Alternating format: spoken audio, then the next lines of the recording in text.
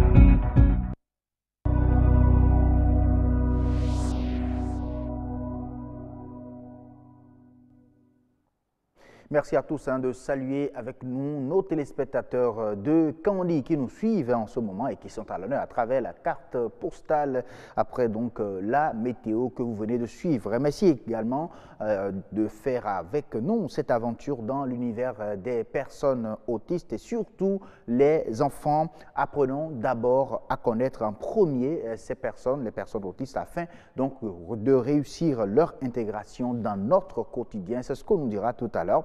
Le psychologue invité de Yasmine Damata sur la rubrique Nature et bien-être de ce grand rendez-vous. Et parlant d'enfants, l'accent sera mis sur un outil très important pour son éveil et son développement. Il s'agit bien sûr du livre et particulièrement du livre pour enfants. Il y a des écrivains béninois et partout même sur la planète qui en font leur publicité, sinon leur spécialité. Et nous allons évoquer les raisons de ce choix sur Autant Savoir ce soir, sur le grand rendez-vous.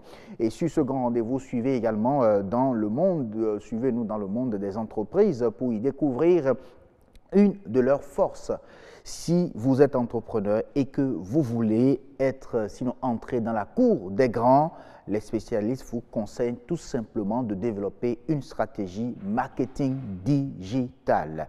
L'expert de ce grand rendez-vous partage avec vous son expérience de spécialiste en marketing digital avec les entreprises de la place et du monde, tout simplement. On finira bien sûr en beauté quand on parlera bien sûr de la mode influencée donc par ses origines d'une région, d'une ethnie à une autre. Les réalités changent, la mode aussi change sous l'influence bien sûr de ces paramètres. Avec un créateur béninois, nous allons apprendre à identifier l'ethnique dans la façon de s'habiller des peuples. Messieurs et dames, n'oubliez surtout pas que ce grand rendez-vous va vous offrir également le journal qui viendra à 19h45 exactement et qui vous sera présenté par Estelle Espérance Aurore Pazou. Bonsoir Estelle. Bonsoir à vous, Asium Simplice Gaba. Oui, dans votre bleu au fond, avec une jolie robe ce soir, dites-nous exactement quel sera le menu de ce 19h45. Merci à vous, Asium. La loi sur le bail à usage d'habitation domestique est-elle respectée à la lettre en République du Bénin, environ un an après qu'elle ait le constat à la cité doctoire de l'Université d'Abomey-Calavi? Réponse dans ce journal. Le festin d'or à Djo veut ressusciter le conte. Des talents de conteurs ont été détectés à ce festival. Il a réuni plusieurs représentants des écoles et collèges qui ont démontré leur savoir-faire. À suivre également dans le journal l'origine, le sens et la portée de la Journée internationale de la blague. Et c'est Karl Martial Nassi qui nous apporte toutes les précisions et ce sera à 19h45. J'espère que vous allez nous faire de très belles blagues tout à l'heure sur le journal, Estelle Pazou. Assume, tout le monde sait qu'à BB24, c'est vous seul qui savez faire les blagues. Ah bon? Oui. Alors là, on verra. Et donc, c'est à vous de nous faire des blagues dans le grand rendez-vous. Ben d'accord, tout à l'heure. Rendez-vous donc après le journal. Mais avant le journal, chers téléspectateurs, allons déjà sur nos différents plateaux et on commence par beauté au pluriel.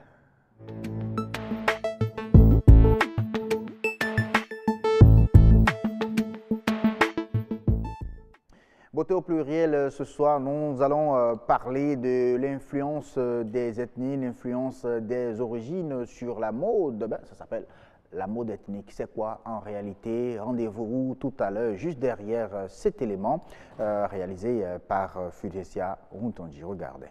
Le style ethnique, un phénomène de mode né dans les années 90. C'est un mélange de styles à la fois traditionnels et modernes. Ces créations sont rattachées au mode de vie, aux coutumes, au savoir-faire transmis de génération en génération. Les matériaux, les couleurs, les dessins font l'originalité des vêtements ethniques. On imagine que ce look est très hippie avec des imprimés animaliers et géométriques. En réalité, le style ethnique s'inspire simplement des vêtements, des matières d'ethnies africaines, indiennes et hispaniques en majorité. Le reste dépend de l'adaptation qu'on en fait en restant fidèle à notre style vestimentaire.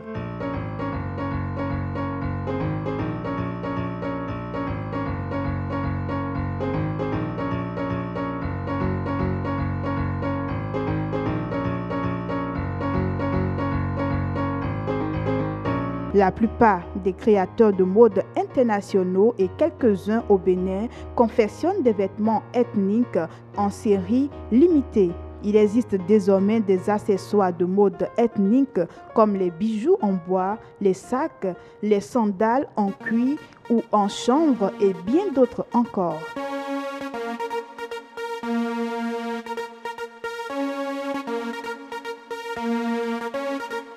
Il suffit tout simplement de laisser la place à votre style et le tour est joué. Non seulement cela vous permettra de suivre la tendance, mais qui plus est, vous adopterez les vêtements équitables dans votre garde-robe.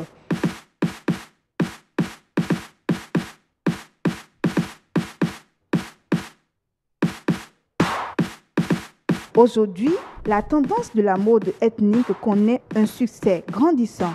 De plus en plus de marques dites ethniques font ainsi leur apparition, séduisant de plus en plus d'adeptes de la mode.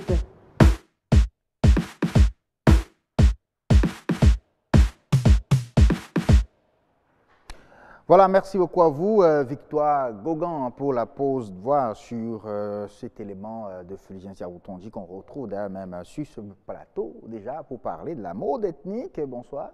Bonsoir Asioma. Comment ça va? Ça va très bien. Alors on parle ce soir de mode ethnique. Bon, qu'est-ce qui fait de la mode? Bon, ce qualificatif d'ethnique, on verra tout ça dans un instant avec Eric Wanon qui est également avec nous. Bonsoir Eric. Bonsoir Asio. C'est un plaisir de te retrouver dans un textile, dans une de tes créations. J'espère que ce n'est pas ethnique ou bien c'est ethnique aussi. Si, quand même. C'est du tissé main. Ah oui, d'accord. Et c'est brodé à notre façon, à nous. À nous. Donc c'est ethnique. C'est ethnique. Oui. Ah, d'accord. On verra ça. C'est toi qui n'es pas ethnique. Je suis de l'ethnie européenne. N'oubliez pas vos origines, Asioma. C'est vrai, j'ai des origines, mais je suis habillé aujourd'hui ethniquement européen, si vous voulez. Ah, oui, c'est vrai. Occidental, d'accord. Ok. Alors, on parlera de tout ça avec vous. Ouais. Fugien Tiarontongi, merci beaucoup de nous amener, Eric Ouano, ce soir. Oui, oui, oui. Permettez-moi de remercier Eric Ouano d'avoir fait le déplacement pour Oui. nos amis téléspectateurs. Eh bien, on parlait de mode ethnique. Hein. Beaucoup ne savent pas ce que c'est. Dites-nous un peu. Alors, ethnique, c'est pour dire le contraire de Asiom, le contraire de occidental, Ah, d'accord. le contraire de mondial. Parce que, en fait, aujourd'hui, sur notre planète, il y a une façon de s'habiller réglementaire qui est pratiquée, je dirais, partout sur l'entièreté de la planète. Les costumes, les cravates, les chemises, certaines couleurs, certaines lignes. Et ethnique, c'est ce qui est opposé à ça et qui prend ses références dans des coutumes d'ethnies diverses et qui est fait à partir de matériaux locaux qui sont dans l'environnement de ces ethnies-là, dans les couleurs que ces ethnies-là consomment et dans le sens que chaque ethnie donne à sa couleur. Parce que dans la mode occidentale, vous imaginez, personne n'est autorisé, un homme sérieux n'est pas autorisé à porter une chemise rose. Moi, je suis béninois, Oui. du sud du Bénin, et le rose ne me pose aucun problème pour me vêtir en tant que personne de sexe masculin et d'âge adulte. Voilà. Alors que dans un autre système de valeurs, Oui. c'est typé, c'est oulala, vous comprenez? Ah oui, ça sera. Donc voilà, c'est ça. Le ethnique est ce qui est fait dans la coutume de l'ethnie locale, l'ethnie qui est concernée. Et c'est ce qui explique les tissus que nous voyons avec des broderies, des figures géométriques et tout. Alors dites-nous, qu'est-ce qui fait la particularité du look ethnique? Alors le look ethnique, déjà, premièrement, il vous permet de vous démarquer. Vous voyez? C'est-à-dire qu'aujourd'hui, dans certaines circonstances, vous arrivez, vous regardez la salle, on dirait des jumeaux. Tout le monde a un veston noir, une chemise blanche, une cravate bleu ciel et 200 personnes habillées pareil. La même ligne de col, les mêmes boutonnières et tout ça. Quand vous arrivez dans ce milieu-là, habillé ethnique, forcément vous vous démarquez, vous êtes différent. Deuxièmement, ça permet de ressembler à ce qu'on porte. Parce que, comme dit mon tonton Jérôme Carlos, le vêtement vous signifie. Et donc, si vous êtes un Béninois du sud du Bénin, qui mangeait de la pâte de maïs le soir avec du gombo en y prenant du plaisir, il faut que la tunique que vous portez indique un peu ça. C'est la tunique d'un mangeur de pâte de maïs. Donc on peut dire qu'on peut véhiculer un message à travers le tissu que l'on porte. Oui, forcément. Vous savez, le vêtement a toujours véhiculé un message. Le message basique étant déjà la dignité. Et ensuite, le vêtement vous sert à dire « je ne suis pas comme eux ». Lorsque vous mettez vous portez ethnique dans un milieu où tout le monde sera à la mode occidentale, vous dites tout de suite « je ne suis pas comme les autres ». Alors, mais Eric, moi, j'ai une identité. On constate ces derniers temps, surtout au niveau de la jeunesse, qu'il y en a qui mettent quand même un costume reconnu occidental, mais en bas, la chemise est en tissu, pas en tissé ou en tissu wax et tout le reste pour dire, bon, je suis africain. Est-ce que ça aussi, c'est une manière de s'habiller ethnique? C'est techniquement, nous on dit d'ajouter une note ethnique. D'accord. Parce que quand vous mettez en ethnique, il y a toujours dans le regard des gens le soupçon que vous êtes habillé ethnique parce que vous n'avez pas accès à la mode occidentale. Ah, ok. Et donc, beaucoup de gens vont venir avec la ligne occidentale pour indiquer que je sais et j'ai les moyens, mais au-delà de ça, je suis quelqu'un.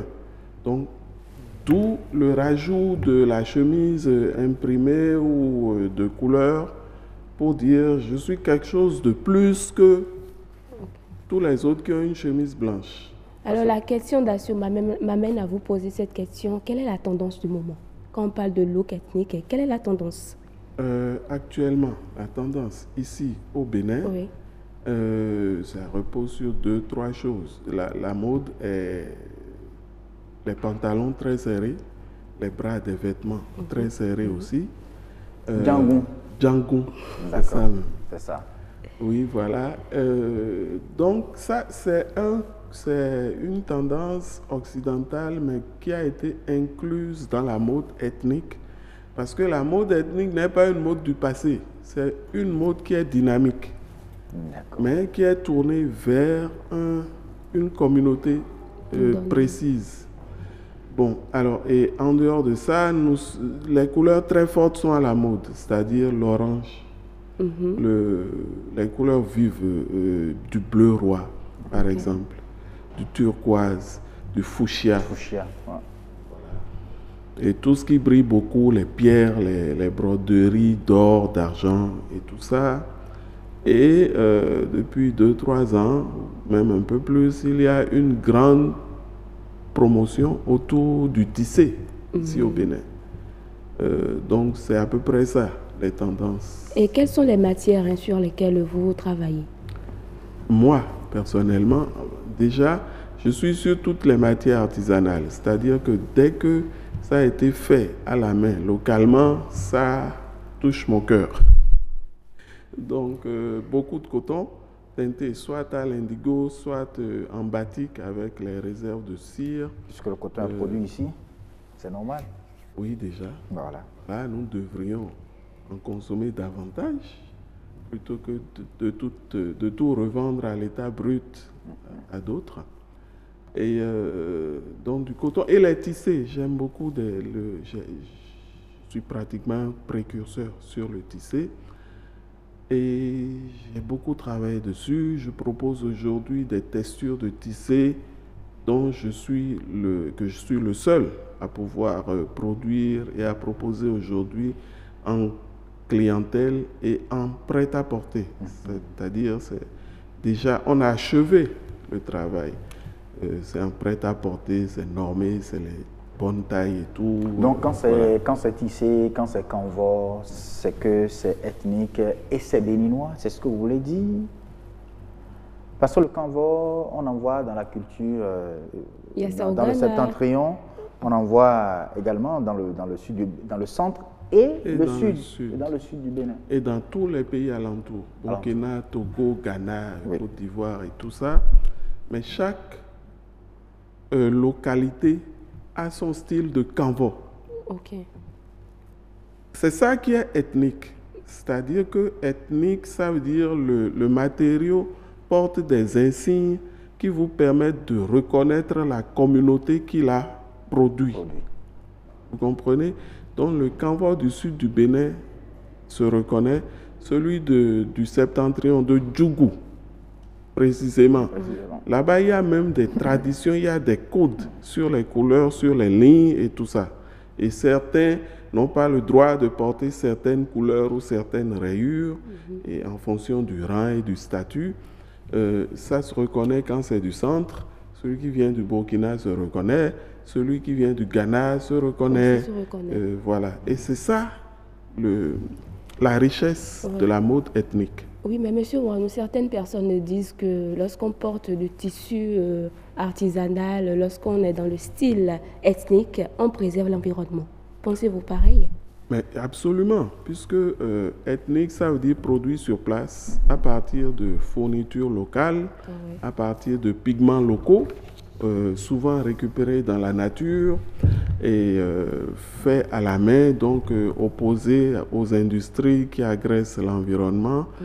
Absolument. Ethnique, c'est préserver l'environnement dans un deuxième plan dont on ne se rend pas souvent compte.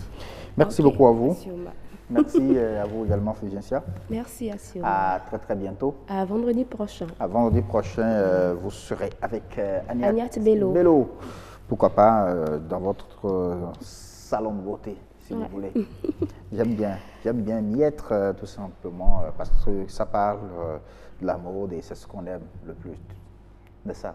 Absolument. À très bientôt. On reste avec vous, chers téléspectateurs, pour continuer ce grand rendez-vous qui va parler cette fois-ci des personnes autistes. Oui, ces personnes-là qu'il faut apprendre à connaître pour mieux les intégrer dans notre quotidien.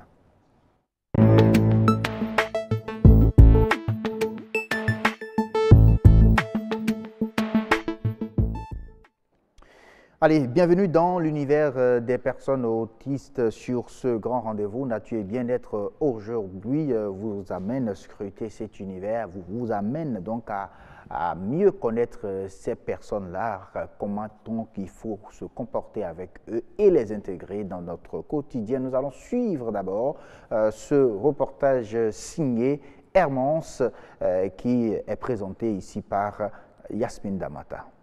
Il fait partie du groupe des troubles envahissants du développement et apparaissent dans la jeune enfance. L'autisme a ses causes encore inconnues des chercheurs. Vivre avec un enfant souffrant d'autisme amène beaucoup de changements dans l'organisation de la vie familiale. Un petit changement dans les habitudes peut perturber énormément une personne autiste.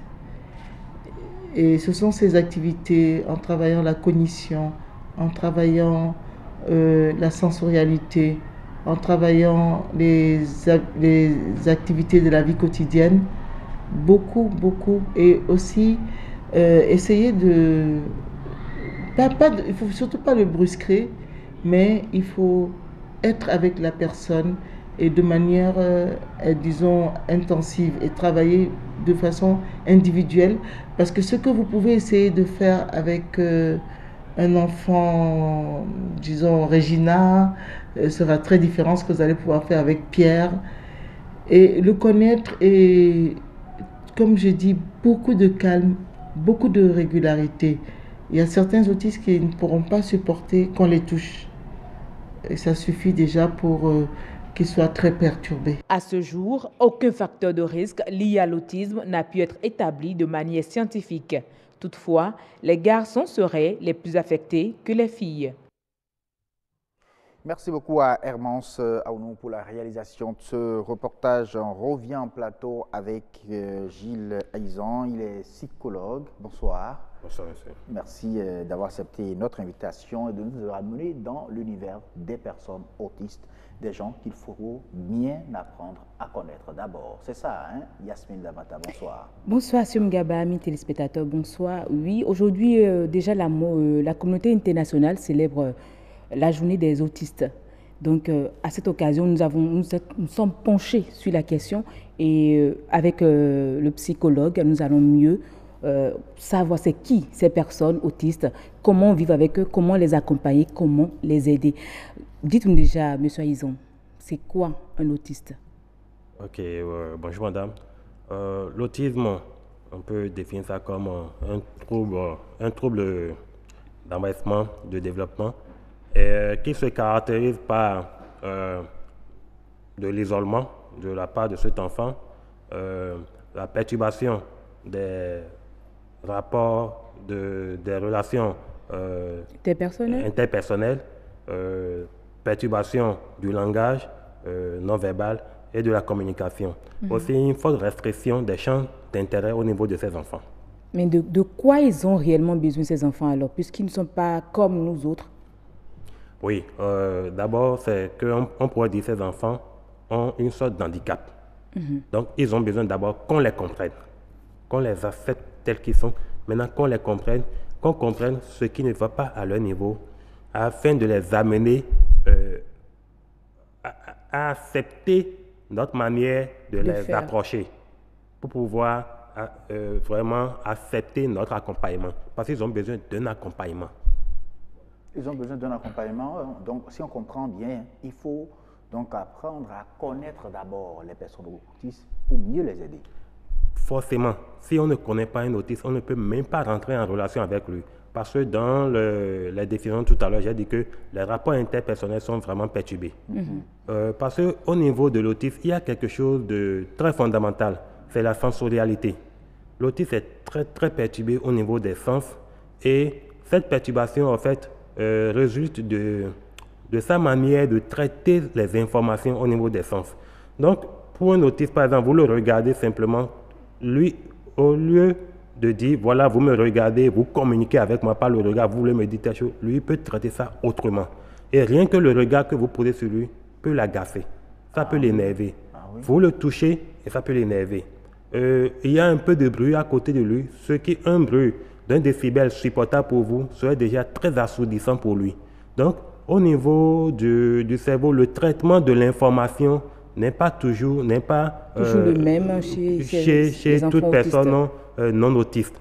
Donc, c'est ce qui fait que parfois, certains les trouvent insupportables. Alors, est-ce que vous pensez qu'un parent peut lui-même apprendre à connaître, par exemple, son enfant qui est autiste, ou bien il faut un spécialiste pour accompagner les parents dans ce processus de maîtrise de ces personnes? Oui, ce que vous avez dit, vous avez donné vous-même la réponse en disant accompagner les parents. Il faut accompagner les parents parce que ce n'est pas caché, on sait comment ça se manifeste.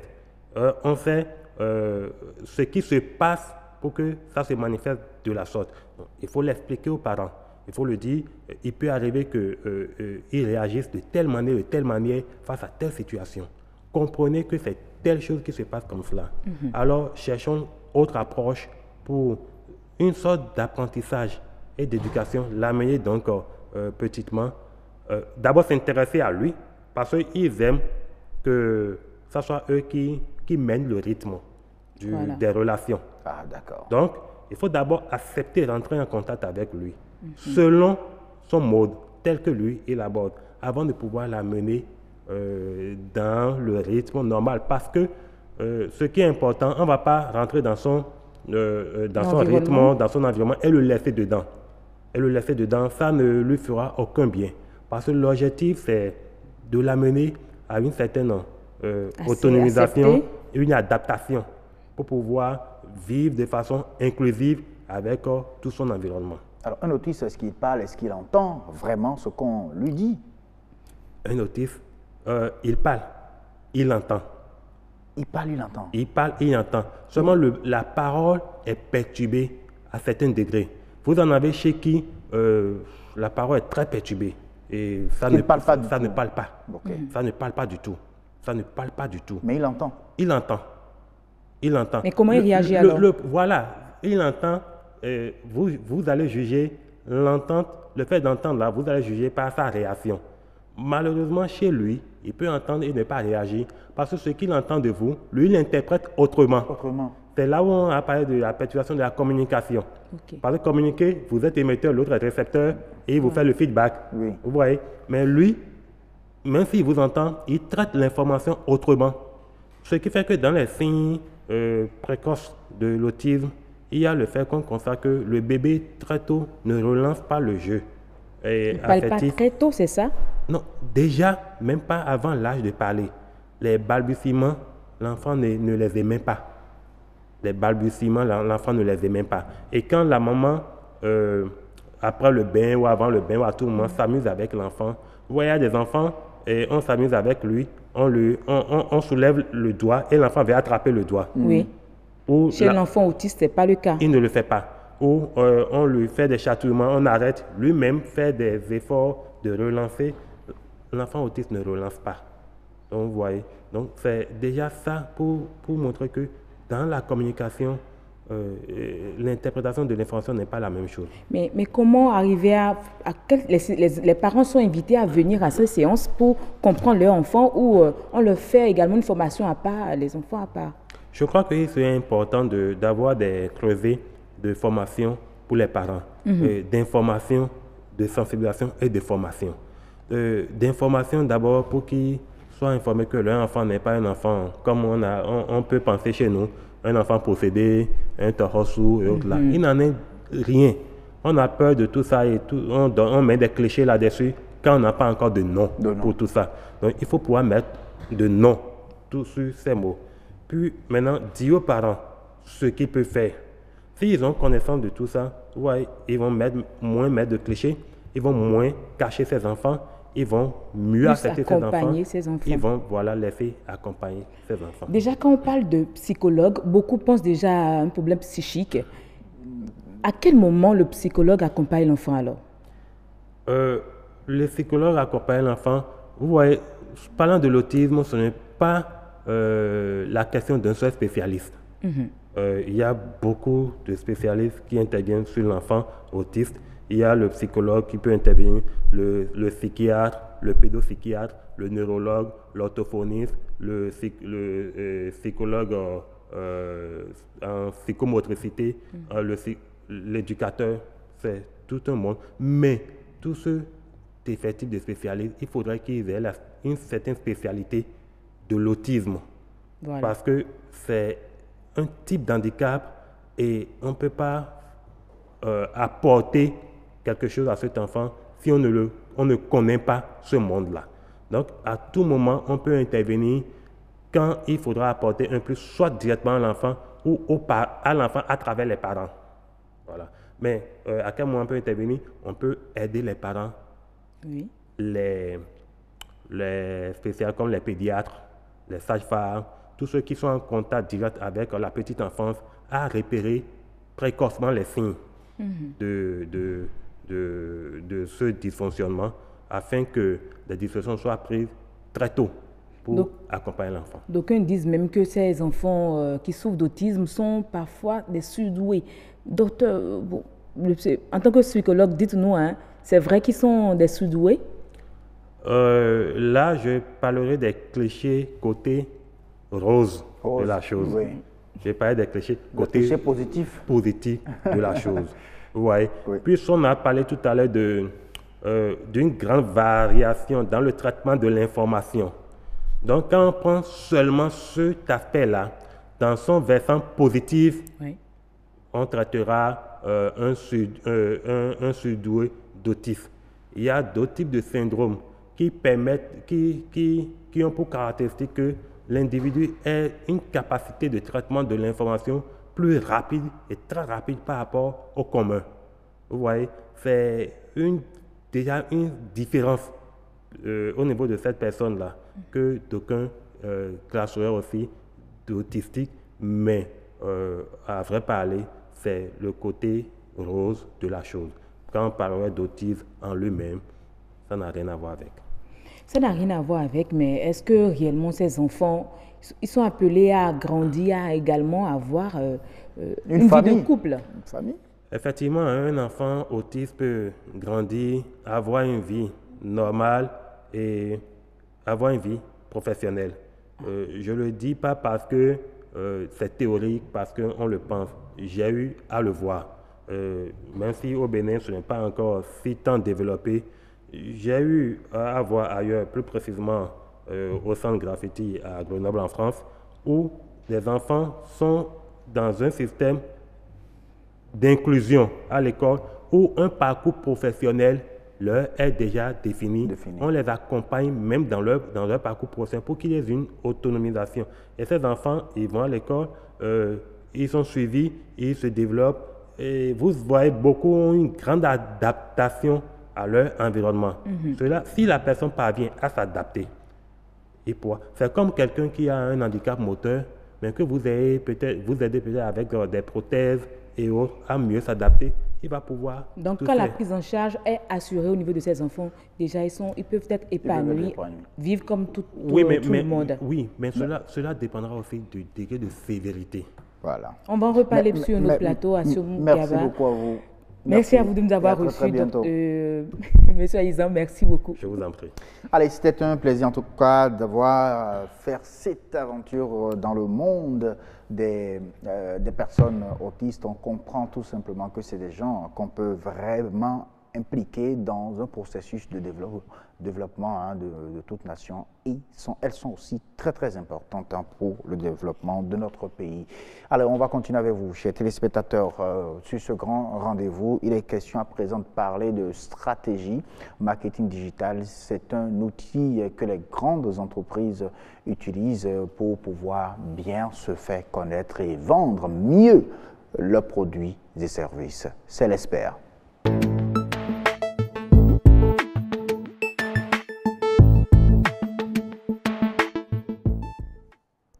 Nous Nous vous faisons découvrir ce soir une des forces des grandes entreprises dans le monde.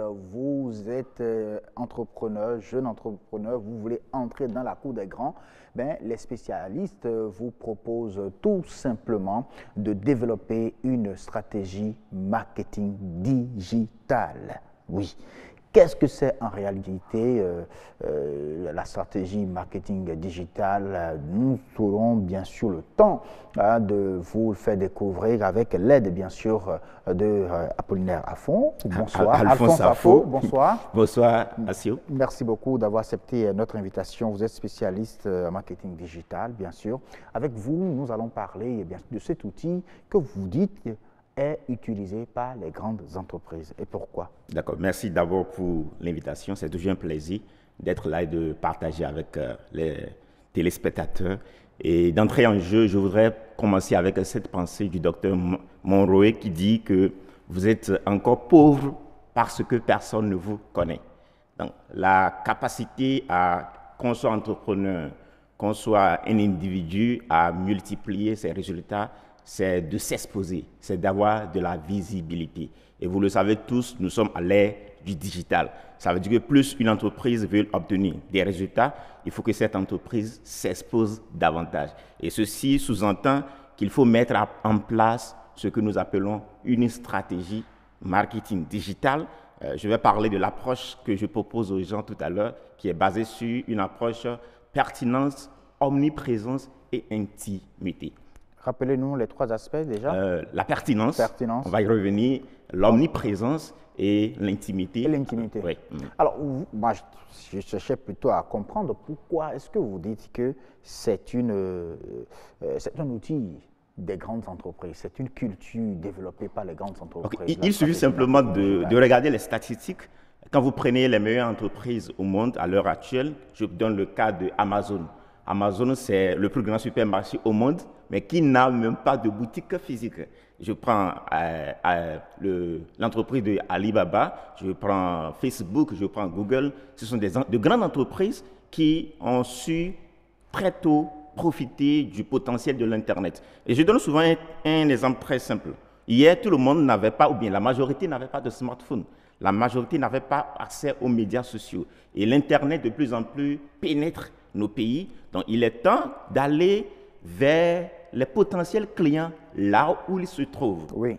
Hier, les gens étaient beaucoup plus à même d'être devant la télévision et de regarder les publicités. Mais aujourd'hui, le nombre de fois qu'ils vont sur les médias sociaux, on ne peut pas le compter. Donc, du coup, si je veux davantage me montrer, il va falloir que j'aille vers là où se trouvent mes potentiels clients. Et c'est ça qui a fait la force de ces grandes entreprises dont je viens de citer. Vous les connaissez certainement. Ce sont des entreprises qui font plus de chiffres, qui sont les meilleures dans leur domaine, mais qui simplement utilisent le potentiel de l'Internet ou du marketing digital. Digital, oui, c'est vrai, mais quand on prend l'environnement béninois, l'environnement des affaires au Bénin, quand on voit la population béninoise, vous dites, oui, c'est vrai, tout le monde n'avait pas accès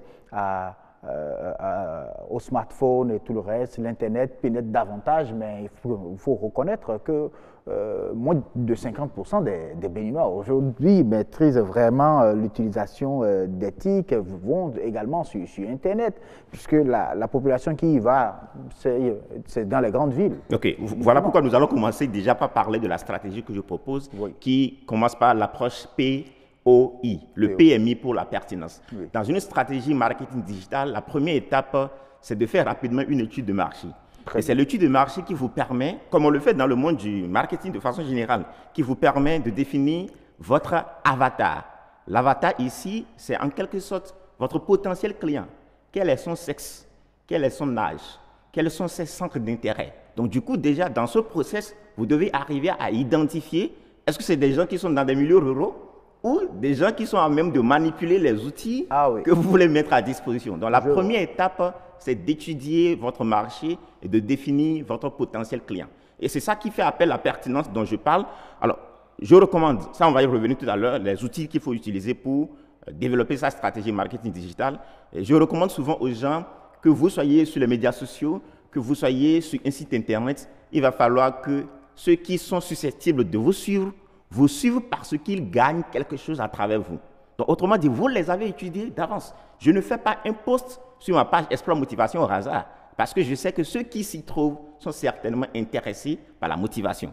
Donc, du coup, c'est ça qui fait appel à la pertinence. Il ne faut pas aller sur l'Internet pour y aller, mais il va falloir que tout ce que vous postez, tous les articles, je donne un exemple très simple, on va y revenir. Oui. Lorsque vous allez sur Google et que vous tapez « Comment gagner sa vie sur Internet », alors vous allez voir tout un classement de recherches qui sont affichées. Exactement, d'articles qui sont affichés. Oui. Et il y a des articles qui sont en première page, qui sont en tête de première page, et quand vous regardez en bas, il y a plusieurs autres pages. Alors pourquoi ce sont ces articles-là qui sont venus en première page? Parce que Google les juge comme étant pertinents. Donc du coup, la pertinence, c'est la première étape dans une approche de marketing digital. Donc après cette approche, moi, je parle de l'omniprésence. Ça, on va y revenir. Et il faut que cela commence par rentrer dans la culture de nos entreprises. Et comme je l'ai dit tout à l'heure, hier, pour avoir une entreprise qui est bien visible, on cherche les coins les plus en vue où on peut placer sa boutique ou bien on peut mettre l'emplacement de son entreprise. Mais aujourd'hui, quel que soit le coin dans lequel vous vous trouvez, grâce aux outils comme l'Internet, les smartphones, les médias sociaux, vous avez la possibilité d'être visible. Donc, ça fait appel à la deuxième approche qui est l'omniprésence. Quand on va sur les médias sociaux, il faut qu'on vous trouve.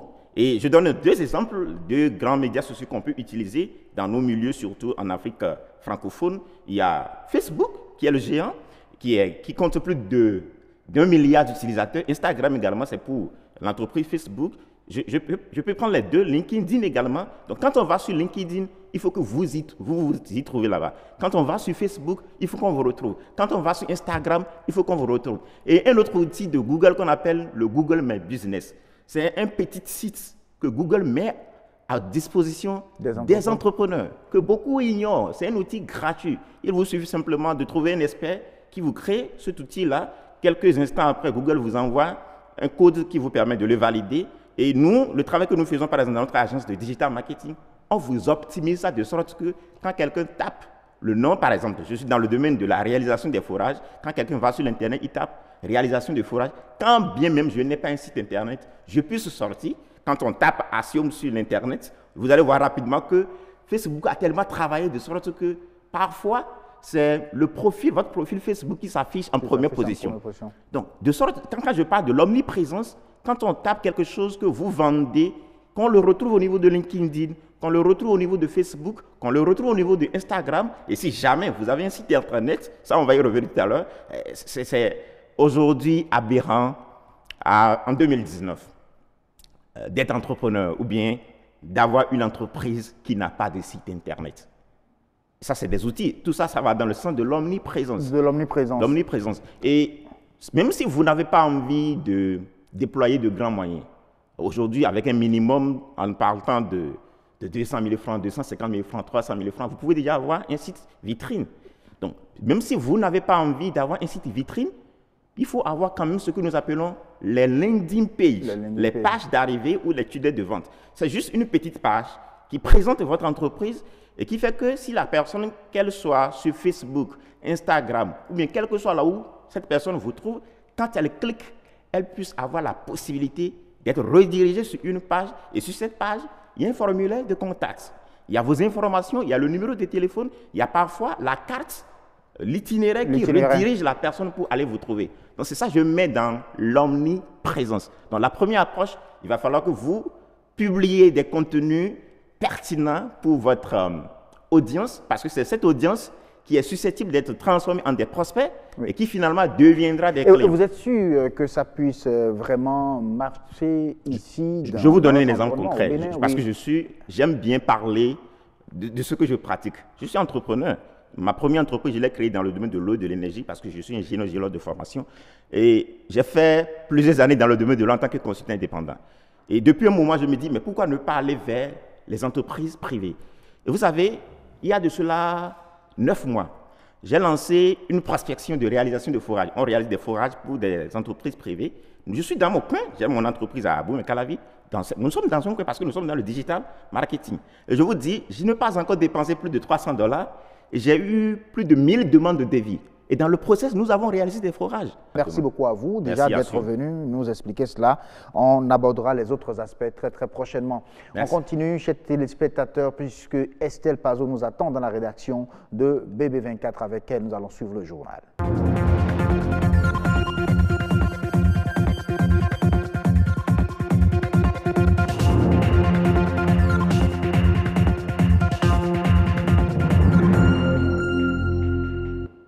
Bonsoir à tous et bienvenue dans cette édition du journal. Il y a environ un an, la loi sur le bail à usage d'habitation domestique a été votée au Bénin. Quel bilan peut-on faire à ce jour? Réponse dans ce journal.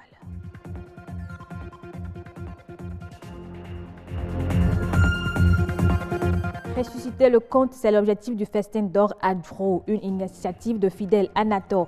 Pendant 5 jours, plusieurs représentants des écoles et collèges ont rivalisé de talent.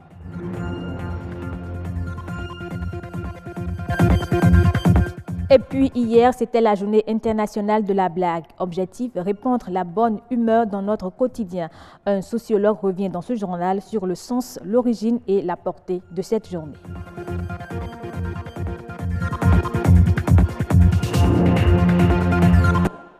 Le 24 avril 2018, la loi portant régime juridique du bail à usage d'habitation domestique a été votée au Bénin. Elle définit clairement les conditions de location des biens immobiliers et fixe les avances à 3 mois de loyer. Environ un an après, qu'en est-il de l'application de cette loi? Est-elle entrée dans les habitudes?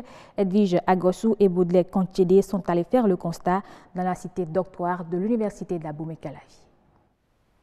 Steve est étudiant. Ça fait presque un an qu'il est locataire dans cette maison.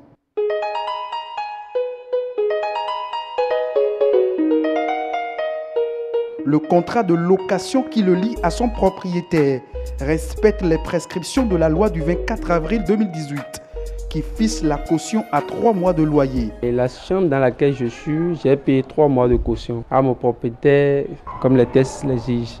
Même constat d'une concession à une autre. Les propriétaires commencent à intégrer progressivement l'esprit de la loi. Avant d'entrer dans la chambre, nous avions payé 3 mois de caution, ce qui équivaut à 45 000 francs. Ça fait 15 000 francs par mois.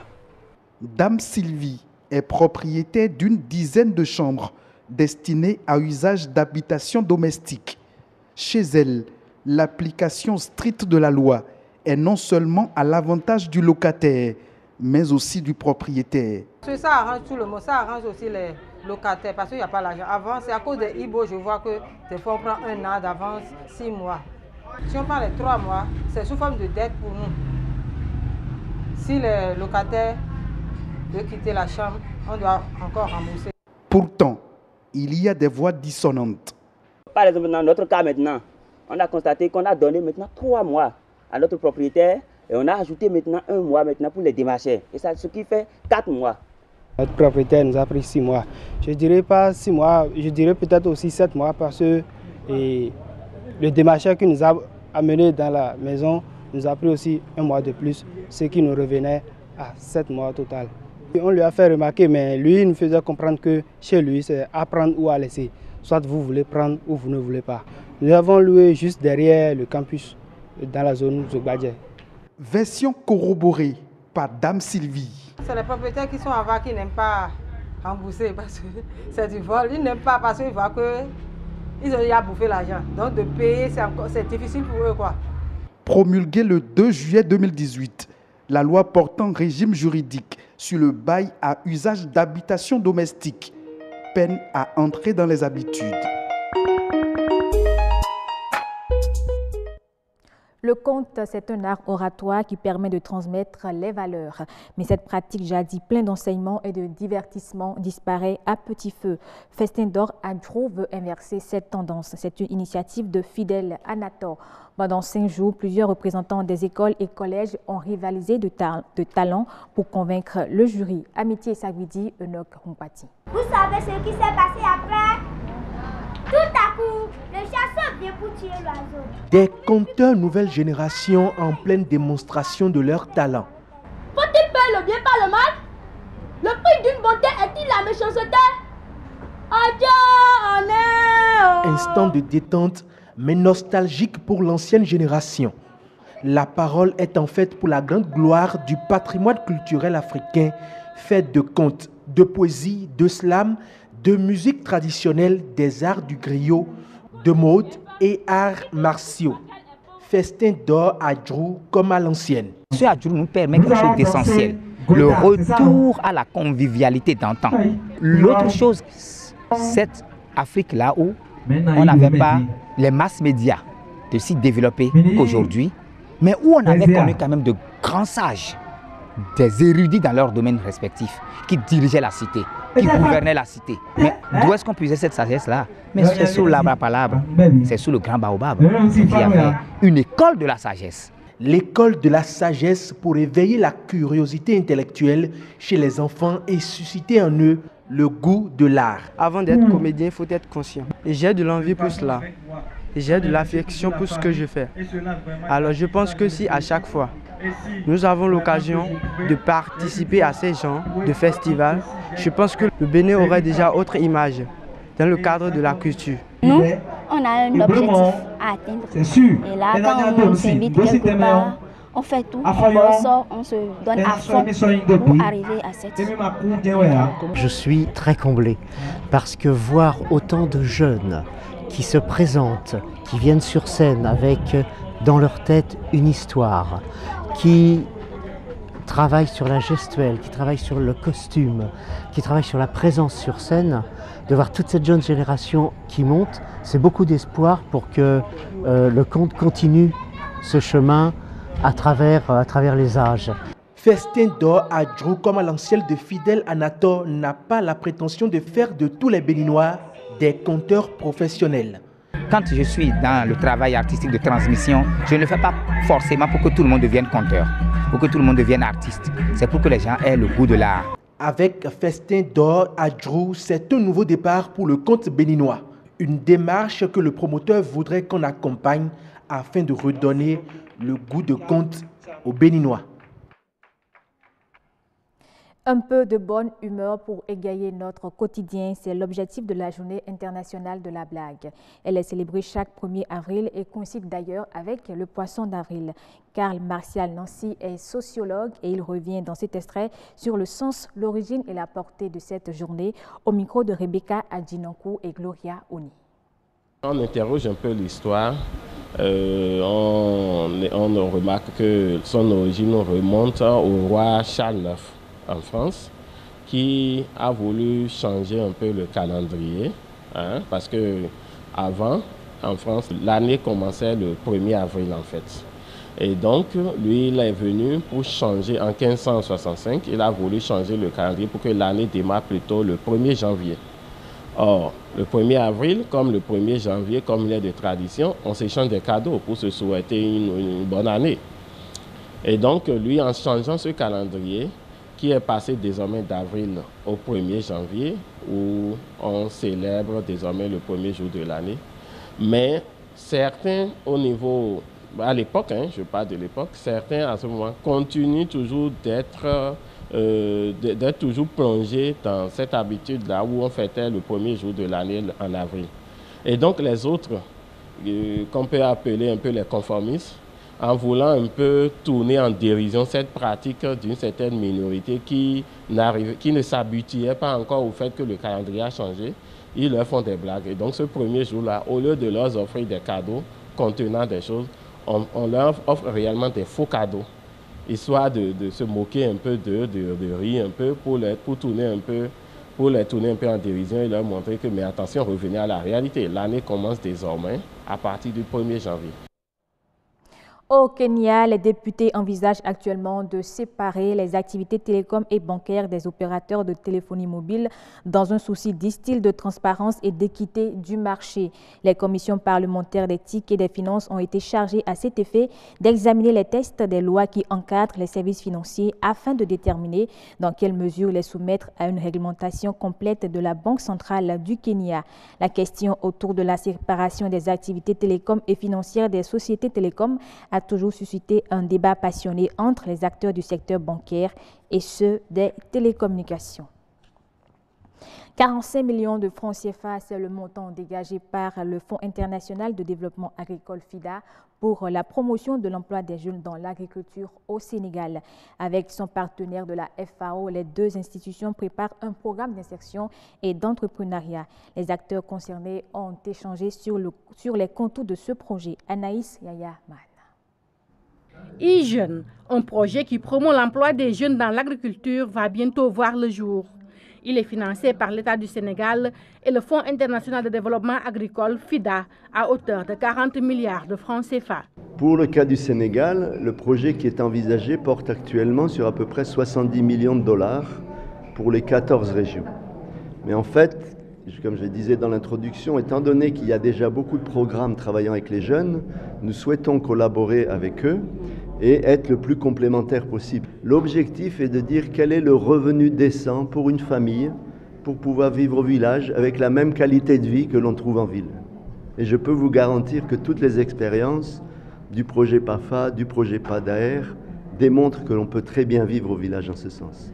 Maintenant, il faut arriver à mettre ça à l'échelle, à massifier cette expérience pour qu'elle soit au niveau national. Ce projet qui démarre en janvier 2020 va durer 6 ans. Plus de 200 jeunes agriculteurs des 14 régions vont en bénéficier. Il faut maintenant moderniser l'agriculture pour qu'elle produise beaucoup plus. Et ça, la jeunesse peut le faire. Nous sommes spécialisés dans la petite agriculture familiale. Et c'est ça qui est important. Nous sommes convaincus que tous les petits agriculteurs du Sénégal, du Mali, de tous les pays alentours peuvent nourrir le pays. Ils peuvent employer beaucoup de monde et ils peuvent enrichir le pays aussi. Pour mener à bien ce programme, l'expertise de l'Organisation des Nations Unies pour l'alimentation et l'agriculture, FAO, est sollicitée. Au Sénégal, nous avons déjà des expériences, disons, pilotées par la FAO en matière de promotion de l'entrepreneuriat rural des jeunes. Et c'est une expérience qui va être mobilisée dans le cadre ultérieur de la mise en œuvre de ce projet. Donc, expertise transdisciplinaire, aussi bien en matière de design de projet, aussi en matière de, disons, calcul économique pour pouvoir analyser la rentabilité du projet. L'assistance technique de la FAO dans cette nouvelle opération de la FIDA devrait aider les jeunes du monde rural. Ils pourront réaliser leurs rêves au village par la modernisation de l'agriculture familiale. Fin de ce journal. Merci de l'avoir suivi et bonne suite des programmes sur la chaîne du développement.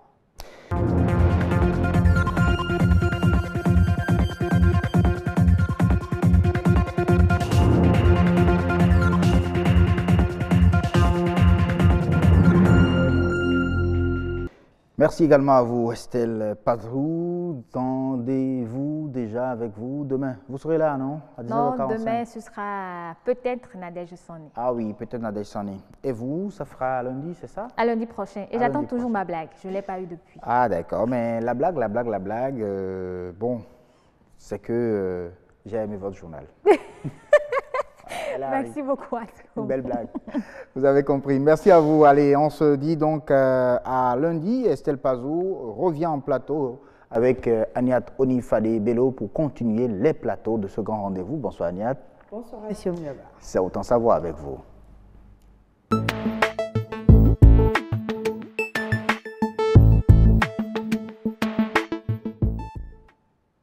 Allez, Aniat Onifade Bello, bonsoir. Bonsoir, Monsieur Mugaba. Je dirais rebonsoir. Rebonsoir, évidemment. Oui, rebonsoir, puisqu'on se retrouve dans la bibliothèque des enfants ce soir pour parler du livre pour enfants, puisque c'est la journée internationale du livre pour enfants. Je rappelle à notre chers téléspectateurs que vous êtes seul avec moi sur le plateau ce soir pour préparer le terrain au psychologue qui sera bien évidemment disponible demain pour venir sur le plateau, nous donner plus de détails concernant bien sûr cet outil qui donc permet à l'enfant de se développer, d'être éveillé. Alors, avant bien sûr qu'on aille suivre le commentaire sur l'image que vous nous avez réalisée, dites-nous qu'est-ce qui fait d'un livre, c'est-à-dire une particularité pour un enfant. D'accord, alors Assioum Gaba, avant tout, hein, mesdames et messieurs, bonsoir, merci d'être avec nous sur la rubrique Autant savoir.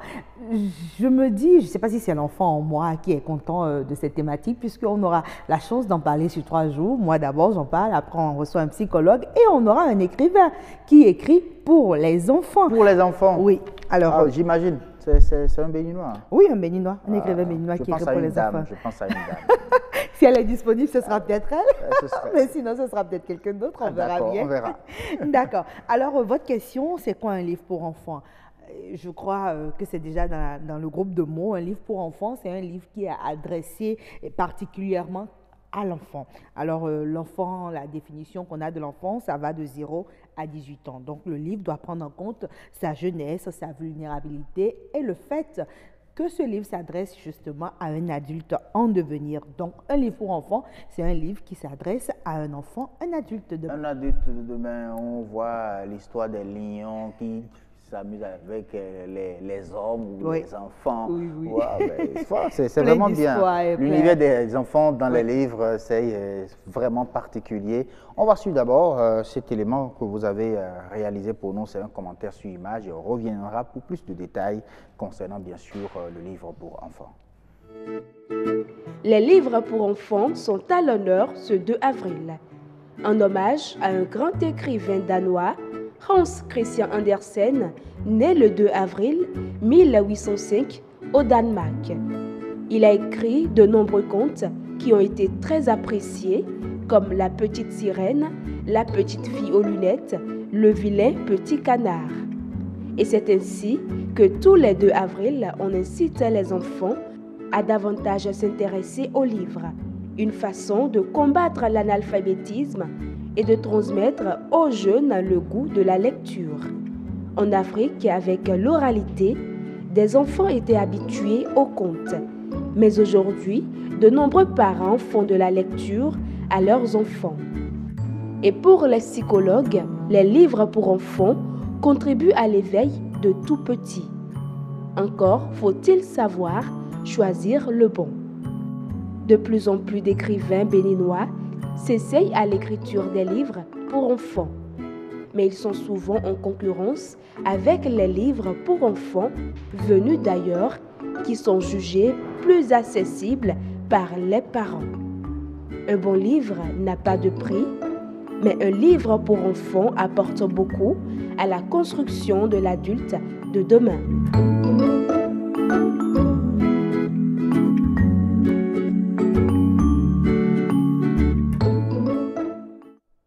J'aime bien la chute sur cet élément, préparer l'adulte de demain. Oui, à travers le livre, c'est bien particulier. Merci beaucoup à Fulgencia Moutondi qui a posé la voix sur ce commentaire sur image. On revient avec vous Agnette Onifade-Bello, pour parler du livre pour enfants. Un livre pour enfants, commençons déjà par rappeler ses utilités pour l'enfant. D'accord. Alors, la première des choses, c'est que le livre pour enfants apporte des rudiments nécessaires à sa vie d'adulte. Et cela aide le parent à pouvoir mieux éduquer cet enfant-là. Et souvent, les enfants ont plein de choses à apprendre et à découvrir. Donc, c'est normal, ils n'ont pas la même connaissance du monde que nous. Donc, avec le livre, on a la possibilité de pouvoir graduellement leur apporter des informations qui vont leur permettre de construire et à la fois leur personnalité, mais aussi leur développement. Le développement, c'est vrai, quand on dit enfant, vous avez dit tout à l'heure, la tranche d'âge... Oui, on est de 0 à 18 ans. De 0 à 18 ans, bon... À 1 an, 2 ans, on n'est forcément pas censé savoir lire. Comment amener un enfant de 2 ans à lire? Est-ce que c'est les parents qui lisent pour les enfants? D'accord, justement. J'aime bien cette question parce que souvent, quand on parle du livre, on a l'impression que les tout petits ne sont pas intéressés par le livre. C'est le dessin, tout simplement. Que c'est seulement... Oui, c'est vrai, il y a le dessin qui est important. C'est pourquoi, dans le choix du livre, c'est aussi ça. Quand vous voulez amener votre enfant à aimer la lecture, il faut aller vers un livre qui prend en compte sa tranche d'âge. Alors, quand on a des enfants de moins de 2 ans, à partir de 6 mois par exemple, il est beaucoup plus dans le ton dans l'intonation, les nouveaux mots, c'est-à-dire pouvoir mettre un mot sur un visage, sur un personnage. Ah, oui. Donc, le lion, par exemple, on le dessine et quand vous prononcez le mot lion, il peut ne pas le prononcer, mais à chaque fois, quand vous pourrez dire lion, il pourra peut-être avoir une idée en lien avec l'image qu'il a vue. Grenouille, par exemple. Voilà, exactement. Il sait qu'il est tout vert et ça lui permet aussi de connaître la couleur, de connaître un peu comment se présente l'animal. Donc, autant d'aspects qu'on peut, comment dirais-je, enrichir chez son enfant quand il est tout petit. Donc, parfois même, il y a, je ne sais pas si vous permettez, il y a des livres même avec le ton et qui vous permettent, dès que vous avez par exemple une grenouille qui croasse, et dès qu'il tire sur la languette, on entend le bruit de la grenouille qui croasse. Donc, ce sont des livres qui viennent déjà avec des gadgets. Voilà, des gadgets à l'intérieur. Il suffit juste que vous mettez la main de l'enfant, vous essayez de le faire tirer et on a un livre qui se transforme en un animal qui croasse, par exemple. C'est beau et ça lui permet d'avoir de l'imagination, de savoir, par exemple, qu'une grenouille, ça croasse. Et très tôt déjà, on l'amène à découvrir le monde qui l'entoure. Ah oui, ça peut vous amener aussi à former toute une chorale de grenouilles. Vous savez, souvent, quand vous êtes dans des zones pas loin des marécages. Mais c'est clair, hein? Vous voulez dire qu'on n'a pas forcément besoin d'un livre pour apprendre à vous allez peut-être dire, voilà, ce sont des grenouilles là, qui chantent là. C'est sûr. Ça chante avec des partitions différentes et tout le reste. Mais c'est quand même bien. Je suis sûr c'était que des livres dans votre enfance, vous en avez lu. Vous vous rappelez encore de quel livre, par exemple, que vous avez lu, Aniat? Alors, le premier livre que j'ai vraiment aimé, c'est pourquoi j'ai aimé ces livres-là d'ailleurs, le fameux livre, le canard. Le vilain petit canard. Le vilain petit canard. Ah oui. On se rappelle tous de l'histoire du vilain petit canard. C'est papa qui lisait ça ou c'est maman qui lisait ça? C'était beaucoup plus maman qui lisait. Ah. Qui lisait l'histoire et qui faisait la façon de prendre le ton un peu pour pouvoir montrer quand c'est grave. En fait, je crois qu'il y a toujours une petite histoire, une petite leçon aussi à tirer de ces histoires-là. Avec le petit canard, tu te rends compte par exemple qu'il faut être fier de ses différences. Ne crains pas d'être différent des autres. Tu grandiras aussi, tu les ressembleras, c'est sûr, beaucoup plus tard. Donc voilà, je pense que l'avantage avec ces livres pour enfants, ça prépare l'enfant au monde adulte. Au monde adulte. Au monde adulte. Donc le plus important, c'est de savoir comment choisir les livres. C'est pourquoi on dit tous les livres ne se valent pas. Si vous voulez développer le cerveau de bébé, lisez-lui les bons livres, mais au bon moment. Donc, il faut choisir en fonction de l'âge de l'enfant. Pour un bébé à partir de 6 mois, comme je l'avais dit tantôt, il faut privilégier les livres avec images, des personnages, des animaux et consorts. Quand l'enfant va, par exemple, il est un peu plus jeune, il faut lui privilégier des livres qui racontent une histoire avec une leçon à la fin. Quand il est plus jeune, par exemple, vous pouvez même préparer son entrée à la maternelle, vous vous rendez compte, en lui parlant d'un livre qui parle d'un enfant qui est à la maternelle. Premier jour à l'école, par exemple, voilà, vous pouvez aborder ce genre de thématique. Un enfant qui a subi une violence ou bien qui a vu une image forte à l'antenne et qui l'a peut-être choqué, vous pouvez l'aider à dédramatiser la situation en lui narrant une histoire, en lui offrant un livre qui raconte un peu les faits, mais dans un langage que l'enfant comprend mieux. Ah oui, donc les livres, c'est également une question d'âge, de catégorie, également de situation, de réalité de l'enfant aussi. Il paraît qu'il y a des écrivains béninois qui en ont fait leur spécialité. Oui, ils ne sont pas très nombreux, mais ils s'y intéressent et ce n'est pas que les écrivains béninois. Quand on faisait les recherches, justement, on a voulu avoir des écrivains africains, retrouver leurs ouvrages. Ils ne sont pas très nombreux. Or, ce serait bien que très tôt déjà, nos enfants puissent être ancrés dans leur réalité africaine. À travers le livre, qu'ils puissent être accueillis dans leur réalité à travers ces livres pour enfants et qu'on puisse véritablement avoir un auteur aussi célèbre que celui à qui on dédie la journée du 2 avril. Le 2 avril, vraiment. Merci beaucoup à vous, Aniat Onifade-Bello. Si vous permettez, j'aimerais quand même dire aux parents que la lecture d'une histoire, ce n'est pas seulement pour l'enfant. Ça vous permet à vous aussi, parents, de pouvoir engager une bonne relation avec votre enfant. C'est un moment où il vous écoute, où vous pouvez faire passer un message, où vous le connaissez davantage, vous savez ce qui l'intéresse et vous contribuez véritablement à la construction de sa personne. En tout cas, j'attends l'arrivée sur ce plateau de ce psychologue qui viendra bien sûr nous parler, nous présenter l'utilité d'autres aspects, bien sûr, de la contribution du livre pour enfants dans le développement, bien sûr, de ces adultes de demain, comme vous l'avez dit, dans la chute de votre commentaire. Merci beaucoup à vous. Merci à vous également. Très bientôt. Rendez-vous demain donc avec les téléspectateurs. Je ne serai pas là, donc je vais suivre comme vous aussi, chers téléspectateurs. Allez, ce sera tout pour Autant Savoir de ce soir. Ce grand rendez-vous qui va tout simplement vous inviter à jeter un second coup de regard sur le tableau météo avant de partir.